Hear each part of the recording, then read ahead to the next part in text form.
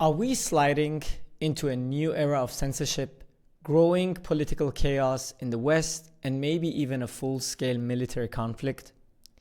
In today's episode, I want to unpack some of the big headlines everyone's worried about right now, look at what might actually come next, and talk through the real-world consequences if things keep heading in this direction.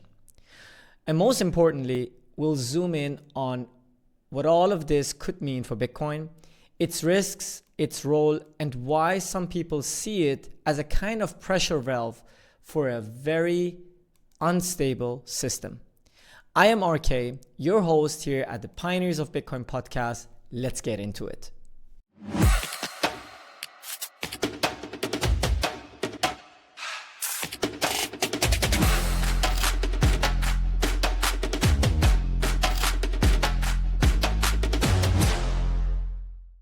Hi and welcome to another episode here at the Pioneers of Bitcoin podcast. And today I thought I would unpack some of the headlines that we've seen this week and last week.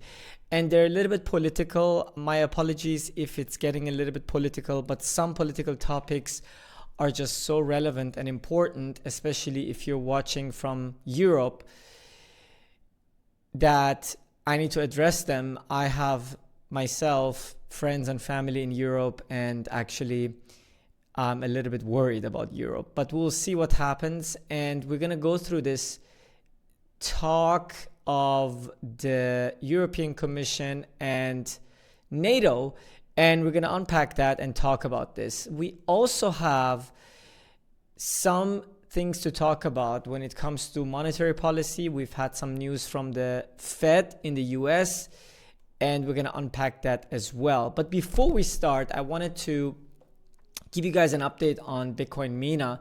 So this week we went to Abu Dhabi, and the Bitcoin MENA event was nice, but a little bit disappointing. I mean, it was less crowded than I expected. And last year there were definitely more people around, but probably it's because of the price action of Bitcoin, and I don't worry about that at all. But if you want to meet and actually talk to me or to our team in the future, it's actually the best place to meet and to talk and to network. So very, very happy to meet up with anybody who wants to meet up and chat about Bitcoin. We will go obviously to the next events depending on what's coming up, but I haven't personally looked up any future events for now. But meetups here in the Middle East are happening quite frequently now, especially because a lot of Europeans and Americans are moving here.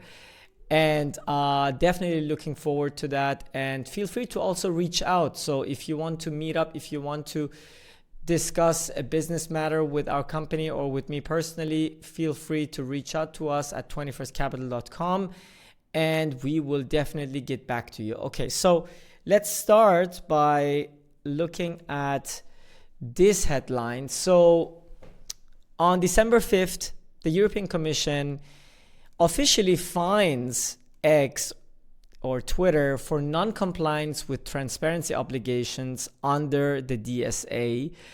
And it's actually quite ridiculous what these guys have done, because they are saying that X or Twitter has not complied with the blue check mark, or with the DSA with their blue check mark. So basically, before Elon Musk took over X, only very few people could actually get a check mark. And now Elon has basically changed the concept of the check mark, so anybody can actually get this check mark.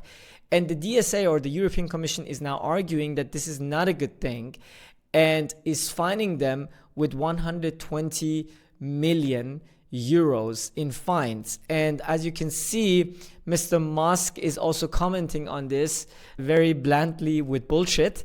And it's actually quite sad that we're seeing this.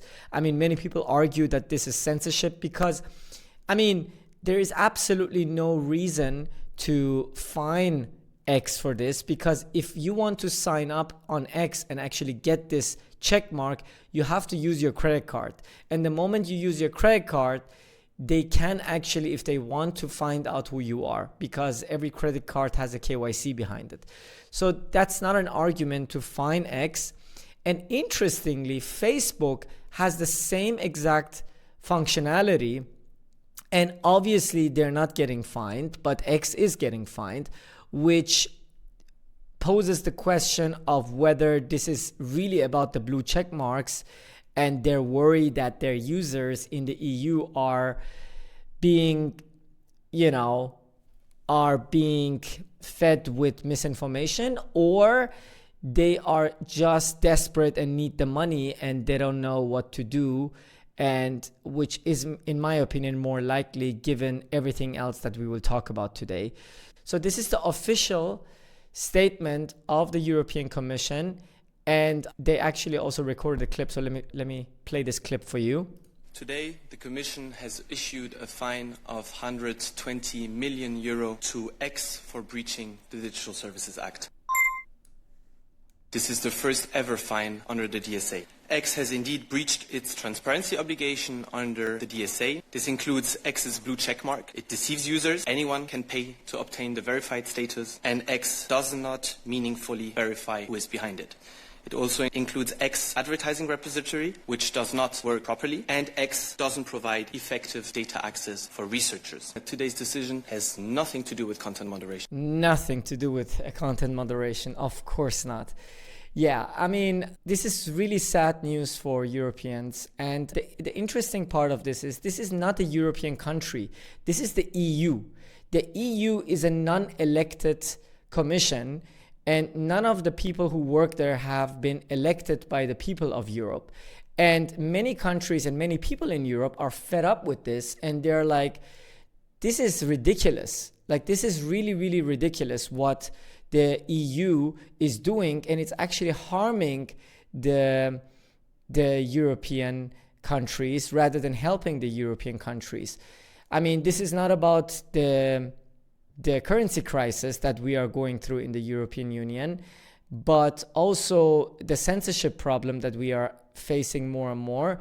And it's becoming a real threat to the people who live actually in Europe. I mean, you cannot freely post something on X or Facebook without having to worry that maybe the police will actually knock on your door and take everything down or confiscate your stuff. I mean, this is already happening in a lot of countries in Europe. But anyways, so that's the state. I mean, Elon is calling it bullshit. So is actually Donald Trump, and we'll get to that in a second. But see, this is, for example, Facebook. Okay, so you can get exactly the same thing, the same blue check mark on Facebook, but Facebook has not received any fine, which is quite odd if you ask me. And there's also official documents where Elon Musk posted that the EU officially asked Elon to censor Donald Trump last year in the election year, and he obviously didn't comply, whereas everybody else did comply. I mean, all of the other social media companies have applied, and which lies another suspicion of whether this fine is maybe justified or not, because Elon is somebody who actually doesn't care about anything. He doesn't care about money. He doesn't care about anything. He has his beliefs, he has his values, and he doesn't care about anybody's opinion, and he just executes on it. And he has the financial resources to do so. And we'll see what happens. If he pays this fine or not is a question, but we'll see what happens. So next up is this national security statement that I would love to show you from the White House in the United States, which is actually crazy. And it happened to be published actually just one day before this statement came from the European Commission. So you see here, December 5th, they fine X, and just one day before that, we see this statement from the White House, and it's very interesting. I mean, they talk about everything else as well, not only Europe, but I will only focus on the European statement that they have made, the Trump administration has made, and I'll just read you the summary, and you just can think for yourself what this actually means. It's actually quite insane. So on December 4th, 2025, that's what they published. The White House argues that Europe's problems go far beyond low military spending or slow growth. They are civilizational. Europe's share of global GDP has fallen dramatically, but the deeper concern is a loss of sovereignty, free speech, national identity, and self-confidence driven by heavy regulation, demographic collapse, migration policies, and demographic backsliding. The statement warns that if current trends continue, Europe could become unrecognizable within a generation and may no longer be a reliable US ally. Think about that for a second. This is an official statement from the White House to their biggest ally, which is the European countries or the EU. It's actually quite crazy to read this. And the second part says, it also highlights Europe's paradoxical position toward Russia. Despite holding a conventional power advantage, Europe views Russia as an existential threat, leading to prolonged instability from the Ukraine war. The document argues that the US has a core interest in pushing for an end to the conflict to stabilize Europe, avoid escalation, and re-establish strategic stability, while noting that the war has increased Europe's external dependencies, especially on China. Ultimately, the strategy calls for helping Europe regain confidence as a collection of sovereign nations. Let me repeat that. The strategy calls for helping Europe, not the European Union, Europe regain confidence as a collection of sovereign nations that can defend themselves, revive demographic norms, open markets, resist hostile economic practices, and remain a strong cultural and strategic partner to the United States. The goal is not to abandon Europe, but to help it correct course and restore its former strength before it's too late. Wow. So let me unpack this for a second. The White House wants Europe to regain sovereign nations' popularity. So, in other words, they want the European countries to get back the power or sovereignty that they used to. Because given the EU, their monetary policy has been outsourced to the EU. Some of the decisions that they could do themselves is outsourced to the EU, and the United States or the White House is saying that this is a bad thing for European countries and this is going to the wrong direction. And the next headline, which is still not confirmed, but if this is true, this confirms everything what I just said. So there is a leaked document that shows that the US wants to pull 4 countries out of the EU as part of making Europe great again strategy. And the countries that the Trump administration is targeting to separate from the EU are Italy, Poland, Hungary, and Austria. Wow. So if this is really true, that means the end of the EU and consequently the end of the euro as a currency, which in my opinion is a better thing for European countries as a whole, given the policies and the direction that the EU is taking their members. And then we have the next headline, which is actually very interesting, and it shows how European nations are becoming more and more hostile. This guy is basically he is the most important person from the NATO. Okay, so he's the big boss at NATO, and he is basically preparing the NATO countries for a war, a full-scale war against Russia. Just take a listen to this. We need to be ready, because at the end of this first quarter of the 21st century, conflicts are no longer fought at arm's length. Conflict is at our door. Russia has brought war back to Europe, and we must be prepared for the scale of war our grandparents and great-grandparents endured. Imagine it, a conflict reaching every home, every workplace. Destruction, mass mobilization, millions displaced, widespread suffering and extreme losses. It is a terrible thought. But if we deliver on our commitments, this is a tragedy we can prevent. NATO is here to protect 1 billion people on both sides of the Atlantic. Our mission is to protect you, your families, your friends, and your future. We cannot let down our guard, and we won't. Okay, so, I mean, you can hear for yourself what this guy has to say. Obviously, this is not a good sign. This is a bad thing for the EU, and also for the European countries. I'm not arguing for Russia or against Russia. I'm just laying out the fact that there is more and more conflict happening. And this is a really, really sad thing to see, given that actually no European country wants any conflict with Russia. There was a video of Putin that came out today, and he's actually saying the exact opposite. He's saying that he doesn't want any war.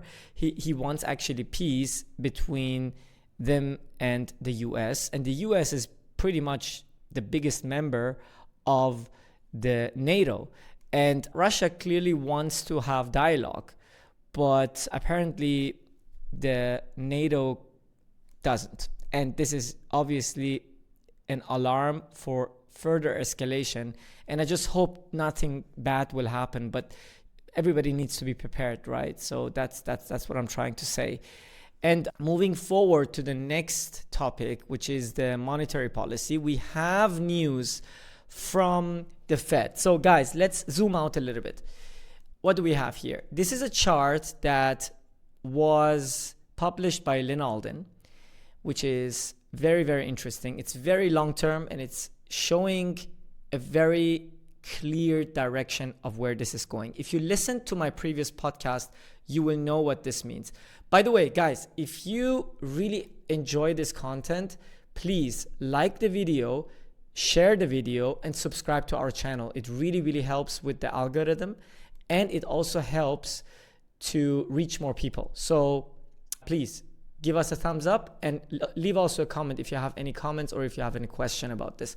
So this chart shows a $100 adjusted for inflation over a period of over 200 years. Okay, and you see the trend is actually quite stable up until 1971, and you can guess what happened in 1971. The dollar went off the gold standard. I mean, you can see the trend is just in one direction ever since that time, and it's just in one direction, which is up. Okay, the dollar is losing its value. That's what it's showing. So $100 in 1792 adjusted for inflation until 2023. It's absolutely crazy. And also the buying power of $100 over time, you see, is just going in one direction. and it's going to zero essentially, right?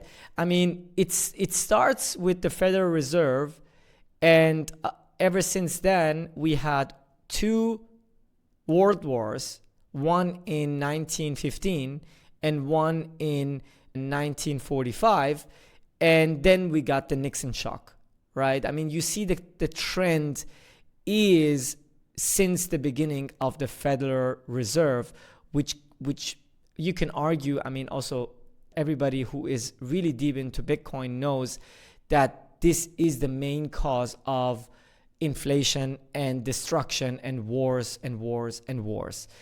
The Nixon shock is basically when the dollar went off the gold standard in 1971. We're just nosediving. You see, it's just going down and down and down, the purchasing power of the dollar. And if you listen to my previous podcast, I laid out the exact same thing by arguing that this meltdown is in one direction, which is to the upside. Prices, asset prices especially, are going to melt up. They're not going to crash in dollar terms. They're going to crash upwards. Everything is going to get more expensive. Stocks are going to go up. Real estate is going to go up. Gold is going to go up. Silver is going to go up. Bitcoin is going to go up. And what you need to do is to exit that system. Okay? Whoever is saving in these currencies is going to lose over time. And you can see the trend clearly against you if you think that there will be a day where we will be seeing a form of a crash. The crash is not coming, guys. The crash is to the upside, okay? It's not to the downside. The dollar is not becoming more valuable. It's becoming less valuable, which means that everything is becoming more expensive, especially asset prices. And as I told you, the pivot is coming, and it is coming. We had a statement just 3 days ago from the Federal Reserve that they are going to start the money printer again. The gradual print will begin. And this is the statement they made just 2 days ago. The Federal Reserve announced a shift towards easier monetary policy following its December 10th meeting. The Fed cut interest rate paid on reserve balances to 3.65% and lowered the primary credit discount rate to 3.75%, signaling a move toward looser financial conditions. Translated, more currencies being printed, more inflation, less purchasing power of your dollars. By the way, when I say dollars, everything else depends on the dollar. So it doesn't mean that if you hold any other currency that you're protected here, okay? Everything depends on the dollar. So you're not protected if you hold something else, except obviously any hard asset like Bitcoin or gold. The Fed reaffirms its target for the federal funds rate to 3.5% to 3.75% and outlined how it will manage liquidity in the system. This includes continuing overnight repo and reverse repo operations while actively increasing its balance sheet by purchasing short-term treasury bills and, if necessary, other treasury securities with maturities of 3 years or less. The goal is to ensure an ample level of reserves in the banking system. What does that mean? It means more money printing. It means liquidity injection into treasury bills, which is the same as if you would say you're lending money to the government so the government can spend more money. And what's going to happen if they spend more money? It's going to inflate the money supply. And what's going to happen as a consequence? More inflation, higher asset prices, less purchasing power of the dollar. This is just the beginning, okay? They just finished the tightening progress that they've been doing in the past 2 or 3 years, and now they're loosening it, and they just started. And if you look at all the headlines I just read for you, everything makes sense if you zoom out a little bit. We have conflicts in Europe. We have conflicts in the Middle East. We have censorship in Western countries. We have the US trying to mitigate conflicts with Russia, mitigate conflicts with China. And how are they going to be able to operate if they don't have the money? They have to have liquidity. And how are they going to ensure there is more liquidity? They need to print more money. They need people to buy their treasury bills. And if people don't buy their treasury bills, then the central bank will buy their treasury bills. So that means higher prices in everything else. And consequently, obviously, if you look at the demographics of what's happening in Europe, if you look at what's happening with monetary policy, guys, everything is showing more conflict and more chaos. And when there is more chaos, there's always a higher demand for neutral forms of hard currencies or monetary assets. And that's the perfect case or the perfect storm for an asset class like Bitcoin, because Bitcoin is the most neutral form of money the world has ever discovered. And if enough people discover that truth, they are going to adopt it and they are going to use it to be mobile and to have self-sovereignty over their nation or wherever they're living. If we had a stable world and we didn't have all these conflicts, which is very seldom nowadays, you wouldn't have this demand. But the trend is going towards that because governments have completely messed around with too much debt, and they will have to tamper with their currencies in order to get over this issue. And if you want to be protected, you need to exit that system. And the best way to exit it, obviously you can also buy other hard assets. You could buy gold, you could buy silver, you could buy even real estate. But no financial advice, but in my opinion, the best exit strategy is to own something that you can transport with you in case your country is in conflict, in case there is military conflict wherever you are, that you can actually be self-sovereign and take your wealth with you if that happens. That's number one. Number two, an asset that protects you from inflation and money printing. Something that no government can print, something that no government can take away from you and seize from you. And obviously something that adds purchasing power over time and not lowers your purchasing power over time. And that answer is obviously Bitcoin.